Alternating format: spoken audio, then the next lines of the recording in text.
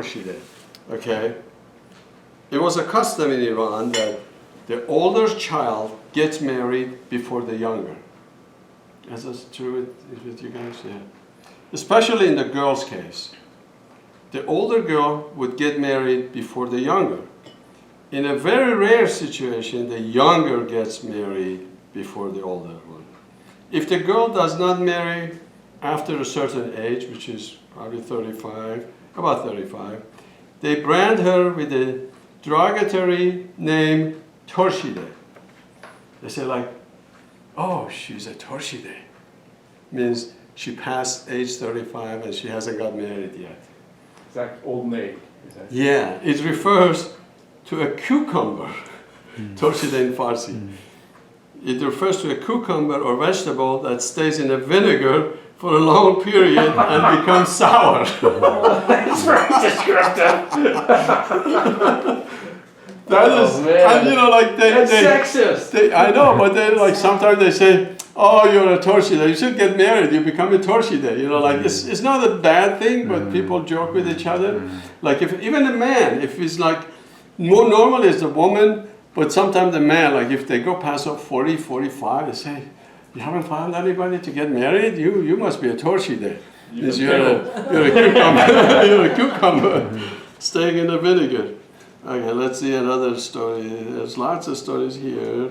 Okay, I tell you about the hammam. I'm talking about the hammam here. Once a month, my father used to take us to an outside bathhouse called hammam, because we didn't have a bath in a house. We didn't have a shower, and every house did not have a shower.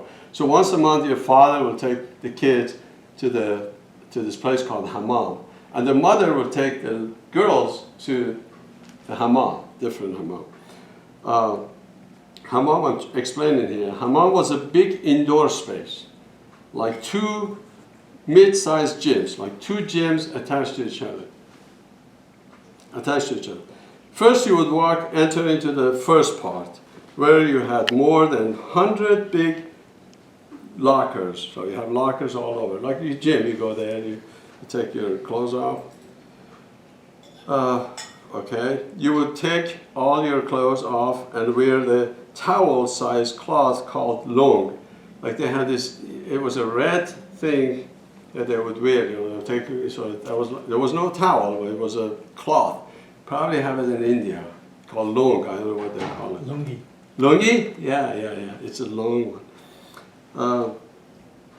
This section was dry. The first section was dry with an attendant sitting on one side to take in your money. Then you would walk into the separate, huge size, warm and wet room. I have a picture of it here. So this is a picture of the warm section. So you enter in here, and then you sit around. I explain how it works. It's really amazing. I mean, it's like when you go to Iran, you make sure to visit one of these. Go inside.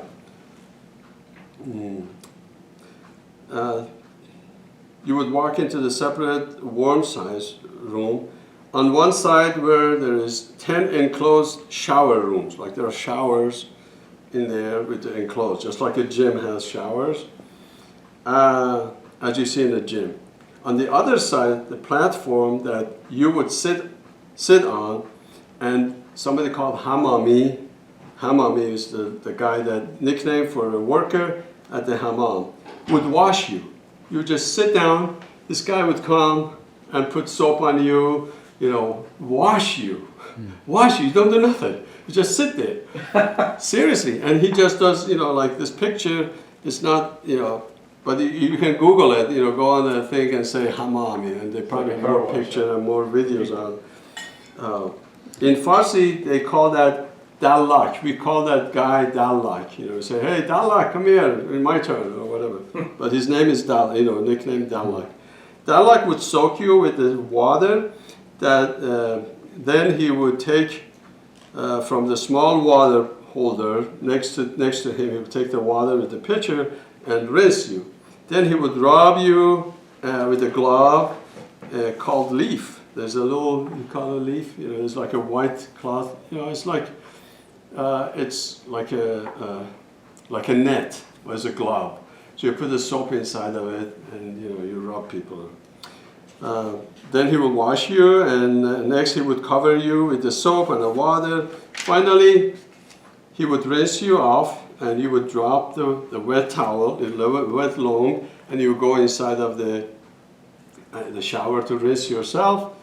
And then you would just cover yourself with the now you get the towel. After you finish all this, you get the towel, and you dry yourself with the towel, and you go outside. And then when you get there, there's somebody waiting over there for you to do what? Massage you. There's a guy standing there. So you walk in outside of this warm room, and you go sit over there, and this guy comes, of course for a tip, but he will massage you. And that's normal. You go to every of these places, they have that. There were some hammam which had small swimming pool. That's another thing. Like some hammams had a swimming pool next to like this thing, next to this picture. On one side there was like an enclosed swimming pool, like a door that you would just go in there and jump into the warm swimming pool. That was like after you rinse yourself, you jump in there just to clean yourself or whatever. So this guy would massage you for a tip, and there were also woman bathhouses for women, or sometimes the bathhouse had two shifts, separate shifts for men and separate shift for women. That's how it explains the hammam for you. But there's lots of other stuff in there that you probably don't know about. All these pictures are probably me inside of it. Somewhere I'm explaining where I am. Talking about the dating, let's go back to that page.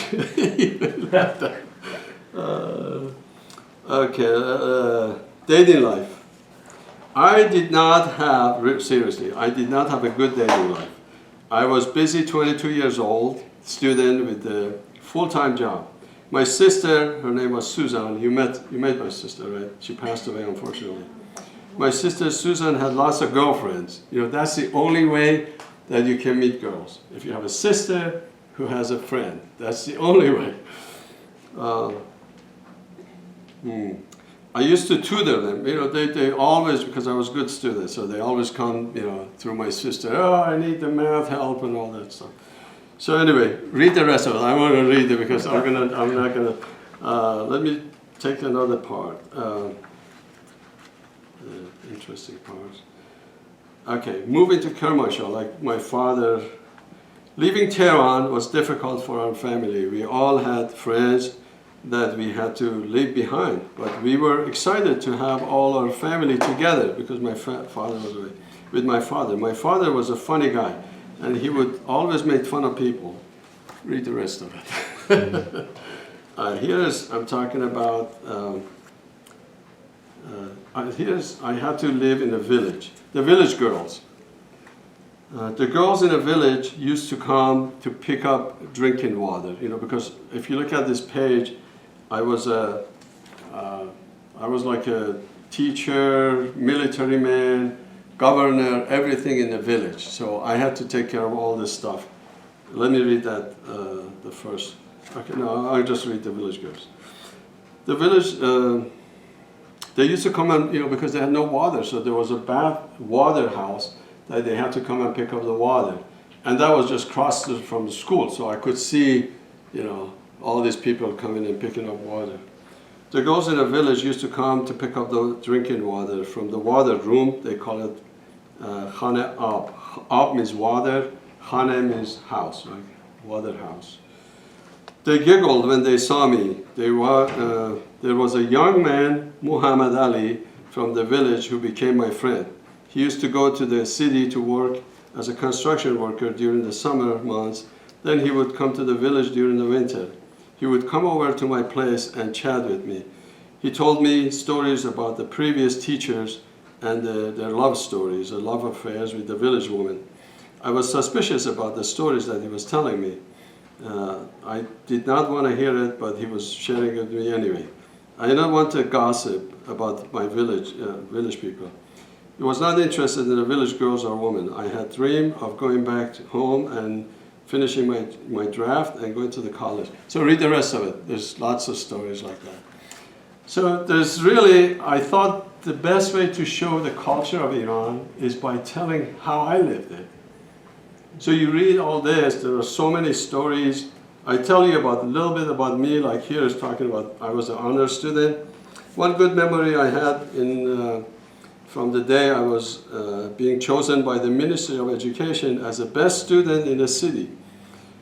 They were elected me as an honor student who not only was a good with my education, but also I was a polite, responsible teen. All my teachers adored me. I had, okay, this is not talking about me. But then one of my teachers asked me to tutor his wife. The teacher asked me to tutor his wife. You have to read about it. And this woman was the most beautiful, beautiful woman. She was only 14. My teacher was 25. And you were 14, right? I was 14. Yeah. I was the same age. She was 14, I was 14. She was the most beautiful woman I ever seen. She was blonde because Iran has different culture. If you see the map that I showed before, how many cultures. So north of Iran, there's area that I think probably from Romans and Greeks, and they escaped from whatever it was over there, the war. They came to Iran. Iran was a sanctuary for all these people to escape to. So if you look at the culture, you see there's like Turkish, Kurdish, Baluch, all these cultures. Because there were war, they would come. So there were Armenians. And there's a picture of here that, I went to the wedding, Armenia, which they were Christians. Yeah. So this girl was Turkish, but you see, this is a church in Tehran. That was one of my friends, Armenian friend, was getting married. So I'm just showing these things that how this culture evolved. How did we live together with all these different people, different culture, different looks, and we didn't care. We loved them all.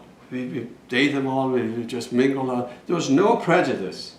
There was nothing to say. I'm dark. I'm light. I'm blonde. It was just people. So it's so different. It was like America. It was just like America, coming from different places, but it wasn't just one Chinese or one Korean or one Iranian. It was like millions of Iranian, millions of Chinese, millions of Baluch, millions of Kurdish. So please read this book. I beg you to read it because it just opens your mind, seriously. Any question? If you read it, any question? I think you read it. So any questions, something that comes to your mind? I was wondered about the village, and you worked as a teacher, as a governor. Yeah. And you heard the gunfire from drug traffickers and polices. Yeah. So the story that he's talking about, I was in a village and I was, everything. I was a teacher and everything.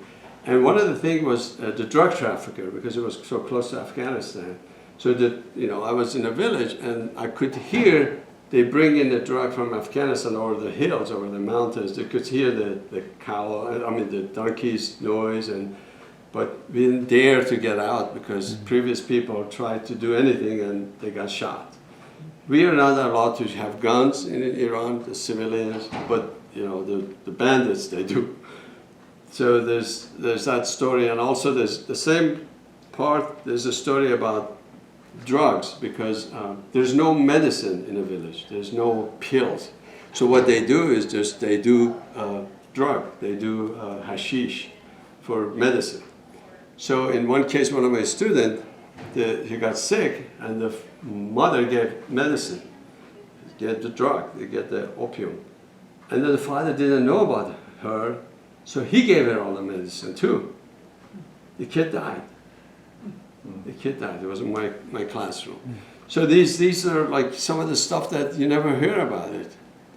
Nobody cared. There was no court to come and do something about the parents that you killed your kid. Of course, it was really devastating for the parents.